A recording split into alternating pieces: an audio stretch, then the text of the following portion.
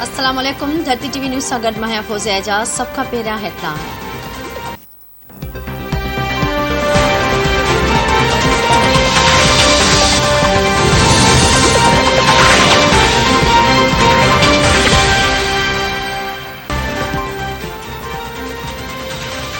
Pakistan Peoples Party chairman Bilawal Bhutto Zardari वफ़ाक़ी वज़ीर तौर कसम खणी वरितो।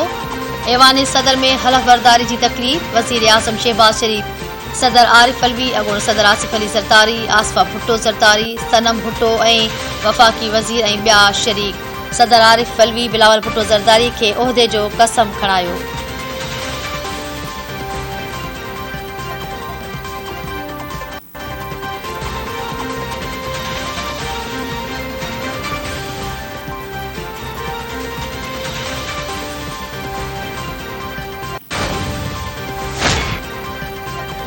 लाहौर हाई कोर्ट पंजाब जे नए चूंडियल वॾे वज़ीर हमज़ा शहबाज जे हलफ बरदारी केस जो मुख़्तसिर फ़ैसिलो ॿुधाए छॾियो। Chief justice Lahore high court justice Amir Bhatti महफ़ूज़ कयल फ़ैसिलो ॿुधायो। सुभाणे ताईं गवर्नर या कंहिं नुमाइंदे ज़रिए वॾे वज़ीर खे कसम खणाइण जो हुकुम। अदालत मुख़्तसिर फ़ैसिलो ॿुधाईंदे चयो आहे त 25 ॾींहनि खां सूबे में हुकूमत मौजूदु नाहे। कसम खणाइण में देर आइन जी ख़िलाफ़ आहे। अदालत फ़ैसिले में चयो आहे त हाई कोर्ट ऑफिस अॼु ई फ़ैसिलो सदर ऐं गवर्नर खे मोकिले।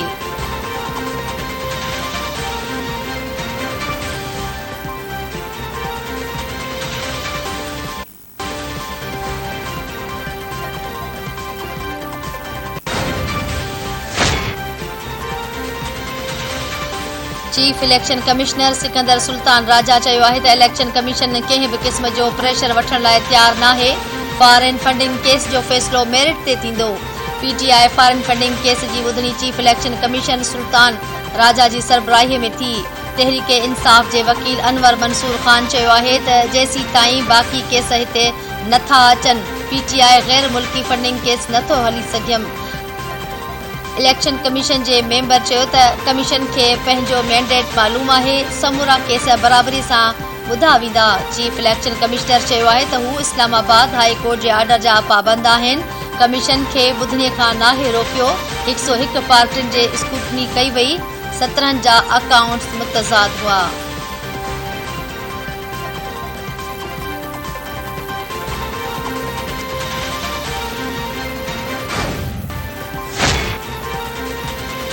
केस मां धार करण लाइ हर हरबो इस्तेमालु कयो वियो। केस में इल्तवा लाइ कोशिशूं कयूं पई वञनि। फॉरेन फंडिंग केस में दरख़्वास्त गुज़ार अकबर एस बाबर चयो आहे त पीटीआई हतमी दलीलनि जो वाइदो करे फिरी वई। तहरीक इंसाफ़ केस में डेग चाहे थी। इलेक्शन कमीशन केस जो फ़ैसिलो करे।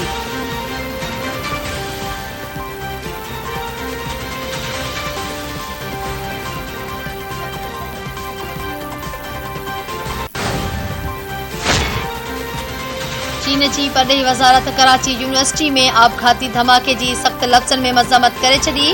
चीनी परॾेही वज़ारत कराची यूनिवर्सिटी धमाके में मारिजी वियलनि जे पोयरनि सां ताज़ियत ऐं हमदर्दीअ जो इज़हार कंदे चयो आहे त चीन हिन वॾी दहशतगर्द हमले जी सख़्त मज़म्मत ऐं कावड़ जो इज़हार करे थो। चीनी परॾेही वज़ारत जो चवणु आहे त कराची धमाके में मारिजी वियल चीनी शहरियुनि जो खून रायगाह न वेंदो। कराची में चीनी शहरनि ते हमलो कंदड़नि खे उन जी क़ीमत अदा करणी पवंदी। पाकिस्तान में चीनी सिफ़ारतखाने बि कराची धमाके जी मज़म्मत कंदे पाकिस्तान में चीनी शहरनि जी सिक्योरिटी यकीनी बणाइण लाइ असराइता क़दम खणण जी दरख़्वास्त कई आहे। चीनी सिफ़ारतखाने जो चवणु आहे त पाकिस्तान मुस्तक़बिल में अहिड़नि वाक़िअनि खे ॿीहर न थियण यकीनी बणाए।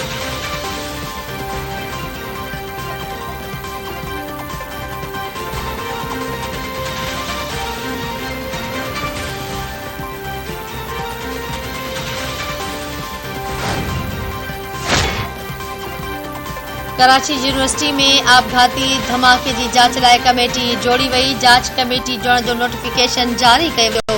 नोटिफिकेशन मूजिबि कमेटी जी सरबराही DIG CIA कंदो। नोटिफिकेशन मूजिबि SSP ईस्ट, SSP मलीर ऐं SSP anti violent crime seal बि कमेटीअ में शामिल हूंदा। पुलिस अख़्तियारनि जो चवणु आहे त केस ते CTG ऐं रेंजर्स जूं टीमूं बि कमु करे रहियूं आहिनि।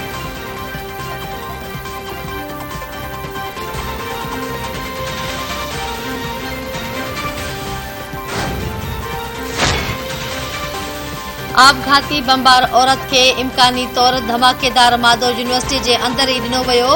एडिशनल IG कराची गुलाम नबी मेमून है आपघाती बमबार औरत की सुञाणप कई वही है। औरत कराची यूनिवर्सिटी की शागिर्दियाणी हॉस्टल में ही रहंदी हुई। औरत एजुकेशन में मास्टर्स कई MPhil फर्स्ट ईयर में हुई।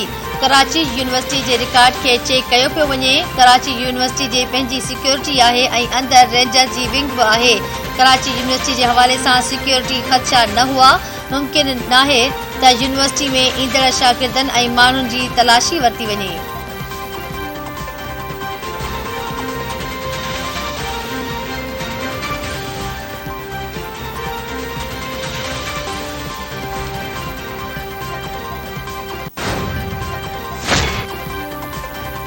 नेपरा के इलेक्ट्रिक बिजली के बिन कंपनियों के फ्यूल एडजस्टमेंट कीमतन की मंजूरी दई छी। नेपरा की मंजूरी का कराची में बिजली की कीमत में ₹4.83 बाकी मुल्क में फी यूनिट ₹87 वाध जो खदशो है। नेपरा चेयरमैन जो चवण है त हिन वक्त रुगो काथो लगाए वो है त केतरी वाध थी सके थी। अटॉर्नी डेटा अथॉरिटी डेटा की वधिक जांच पड़ताल का पैंजो फैसलो वर्जाए कंदी। इजाफो रुगो 1 महीने लाए लागू होंदो।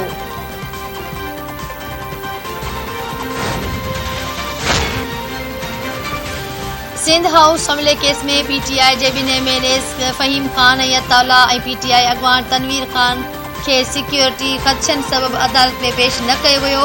अदालत टिन्ही जवाबदारन के जुडिशियल रिमांड ते जेल मोकले छो। जवाबदारन के वकीलन पारा जमानत की दरख्वास्त जमा कराई वही। Islamabad district and session court में मैजिस्ट्रेट मोहम्मद इनामुल्लाह सिंध हाउस ते हमले केस की बुधनी कई। अदालत पुलिस के नोटिस जारी कंदे सुभाणे ताईं रिकॉर्ड समेत तलब करे वरतो।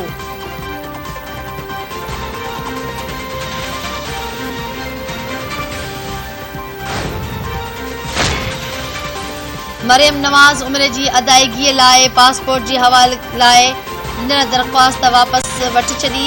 मरियम नवाज के उम्र की अदायगी लाए पासपोर्ट की हवालगी की दरख्वास्त ते लाहौर हाई कोर्ट के जस्टिस अली बाकिर नजफी जस्टिस सरदार अहमद नईम ते बदल 2 रुकनी बेंच बुधनी कई। बुधनी दौरान मरियम नवाज के वकील अमजद परवेज पांजी दरख्वास्त वापस वठी छी। अमजद परवेज है त खेस संदस असील मरियम नवाज दरख्वास्त वापस वठण जो है। अदालत मरियम नवाज की अपील वापस वठण की दरख्वास्त खारिज करे छी।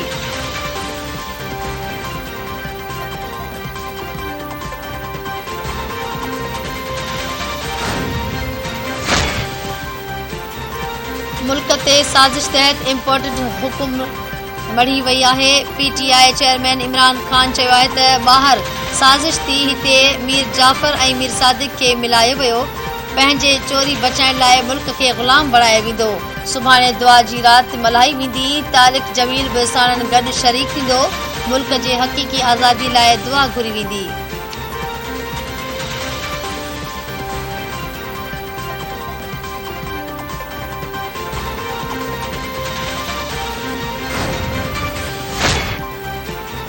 कोरोना विघे वधिक वजन हयाती विञाए वेठा। सेहत के कौमी इदारे NIH जो चवण है त गुज़िरियल 24 कलाकन दौरान सजे मुल्क में 19,090 टेस्टूं कई वयूं। कोरोना जा 117 नवा केस साम्हूं आया आहिनि। कोरोना के हाकारी केसन की शरह 0.61% रही। सजे मुल्क में इलाज हेठ 145 कोरोना में वरतल माण्हुनि की हालत गणती जोगी है।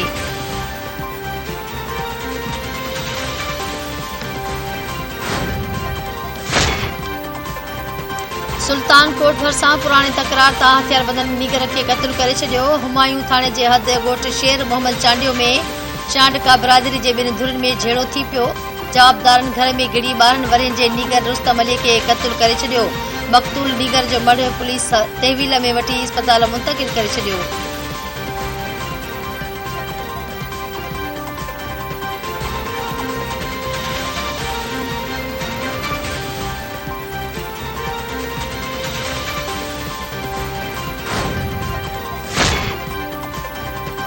कंडियारो वेझो पुर की कोशिश दौरान मज़हमत ते हथियारबंदन गोठाणे के कत्ल करे छो। लुंडू मोरी ते पुर दौरान मज़हमत ते फायरिंग में गोठ मिस्री लाशारी वासी गुलाम अब्बास लाशारी मारजी वियो।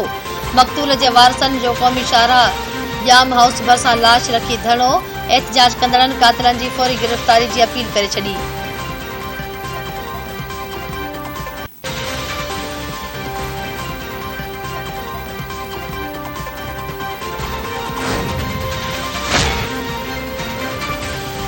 ओबावड़े लॻ घर में चोरी जी कोशिश, मज़ामत ते हिकु ॼणो क़त्ल, हिकु ज़ख़्मी। ॻोठ छतो डहो में हथियार बंदन मज़ामत ते घर धणी मोहम्मद आसिम जट खे क़त्ल करे छॾियो। गोलियूं लॻण सबबि नौकर मोहम्मद इक़बाल आरई ज़ख़्मी ऐं मक़तूल जो लाश इस्पताल मुंतक़िल।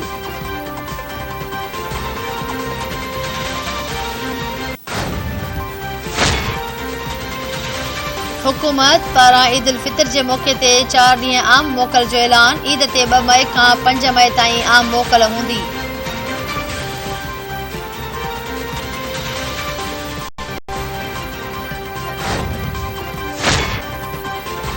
ऐं रूस, पोलैंड ऐं बल्गेरिया खे गैस जी फ़राहमी बंदि करे ॾिनी। रूसी गैस कंपनी गैज़रप्रोम यूक्रेन तकरार सबबि रूबेल अदायगी न करण ते ॿिन्ही मुल्कनि खे गैस जी फ़राहमी बंदि करे छॾी। प्योटन जो चवणु आहे त जेकी मुल्क रूस खे पंहिंजो दोस्त तसवुरु नथा कनि, उन्हनि खे गैस जी फ़राहमी लाइ अदायगी रूबेल में करणी पवंदी। पोलैंड ऐं बल्गेरिया पारां रूबेल में अदायगीअ खां इनकार ते रूस सदन गैस बंदि करे छॾी।